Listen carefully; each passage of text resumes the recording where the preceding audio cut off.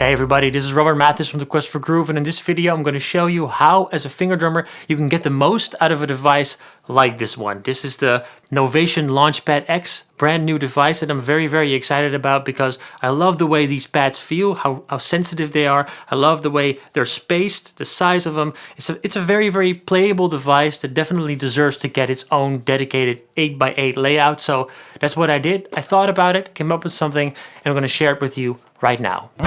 The Quest for Groove. So we're going to start out using a very rudimentary drum kit, using only a few sounds and a few pads, and then step by step I'm going to add more pads and more sounds until in the end we're basically using the entire controller and we end up with this ultimate Power Ranger Mega Ninja drum kit. I'm going to put pictures and diagrams of every layout in a blog post that I'll link to below in case you just want to check it out at your own pace.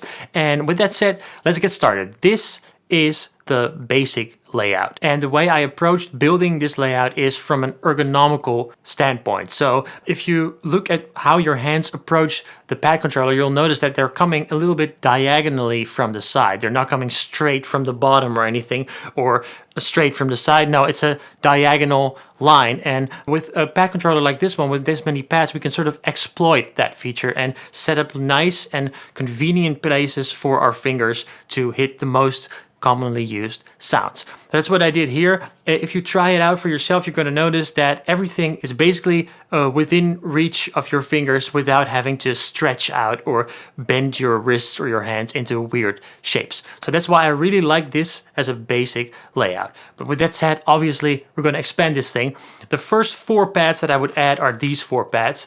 And the reason for that is that these pads are also still pretty accessible. The pads on the side can be accessed with our ring fingers pretty easily, and the pads underneath the snares can be accessed by just moving our index fingers 1 pad down, and that's also not too much of a stretch. So what I would do with these pads personally is set them up to be extra snare sounds. The side pads would become side sticks,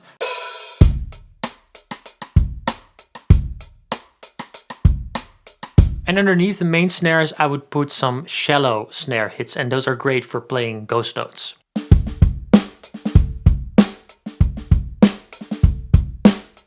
The next step I would take is focus on these 6 pads, and as you can see, we're focusing on the most outer pads, and they might seem a bit hard to reach, but there's a good reason for using these right now, because what I'm going to change them in is cymbal chokes. And if you don't know what a cymbal choke is, a cymbal choke is basically when a drummer hits a crash and he doesn't want it to keep sounding. He has to hit it and then grab it so that it stops sounding, and that's what those pads are for, the choke pads. Sounds like this. See, you hit the cymbal, boom, you move 1 pad to the side and it stops. That's some extra control there. You don't really need to be able to reach that without, making a slight movement. That's actually how a drummer would do it.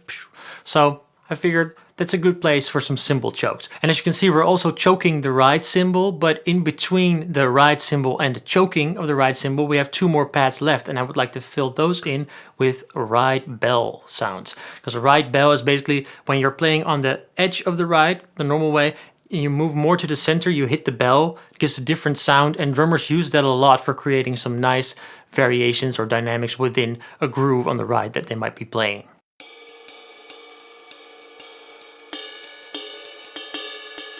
Next step is filling in the blanks in between the snare variations that we already have. And these pads are a little bit harder to reach. You have to sort of move your fingers around a bit. So we're going to fill them in with snare variations that we use a little bit less often. Over here I would put 2 shallow rim shots.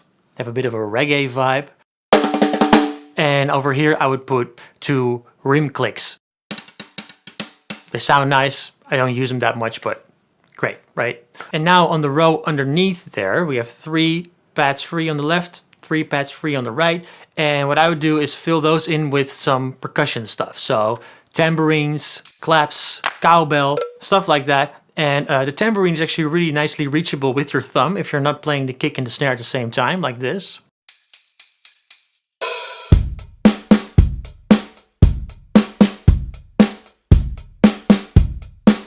Yeah, and the cowbell and the claps, I mean, you can reach them, but, because you're not using them that often, probably, it doesn't matter that they're a little bit harder to reach. Now, we're approaching the bottom row, and I thought long and hard about this bottom row, and I actually came up with this.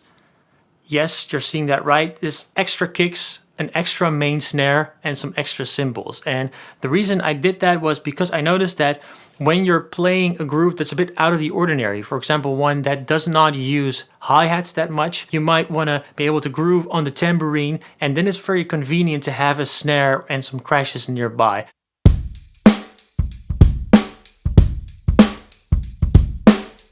Also, the other way around, if you want to play something on a ride bell, for example, and you have to reach upward and more to the side, then that extra kick drum to the side will serve you very well because you don't have to stretch that much. I didn't really find another better purpose for that bottom row than just adding some more kicks, some more snares, some more crashes to make it convenient for you to play some obscure stuff.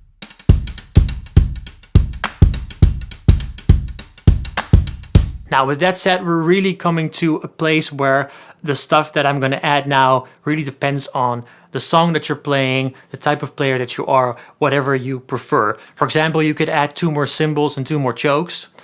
But the question is, obviously, do you really need 2 more cymbals, right? You can also say, okay, I want those 2 cymbals, but I don't need to choke them because I can use the 2 cymbals in the middle row for choking whenever I want to do a hit like that. And I'm just gonna let those 2 extra cymbals just sound. And I'm gonna add some more long sounding stuff, maybe some long sounding percussion like a vibra slap and chimes, for example. But then you could say, hey, because we have those 2 cymbals up there, because I don't use them that much, because I don't have to hit cymbals that often, maybe I prefer to get those convenient cymbals in the middle replaced and replace that whole row with nice hi-hat variations. So you can add a hi-hat bell, you can add a hi-hat shaft hit, and that might be nice if you want to get more into subtle hi-hat tweaks and hi-hat variations, and then sure, you have to reach a little bit more to reach those upper cymbals, but that's fine too, right? Or you play the cymbals on the bottom. And then another variation, for example, would be say, hey, I'm a tom guy. I want to have as much expressiveness as I can get from the toms, and you add more toms like this. And this way you can play a tom in the middle and you can play it more towards the edge. That's what this layout is for. But at this point, all the stuff that I'm illustrating from here on, I cannot really say which of these layouts is the best. I think this layout with the toms and all the hi-hat variations and then some mildly inconveniently placed crashes would be the layout to choose if you want everything. You want as many sounds as you can at your fingertips. But I cannot say that this is the best layout because honestly, I don't use that many tom variations. I don't use that many hi-hat variations most of the time. So from this point on, this layout, I think you have to sort of let your creativity flow and come up with your own stuff. Over here is another video that you might enjoy. Remember, there's a link to a blog post with all the layouts and all the suggestions below in the description. Enjoy, have a great day, and see you around. Bye-bye.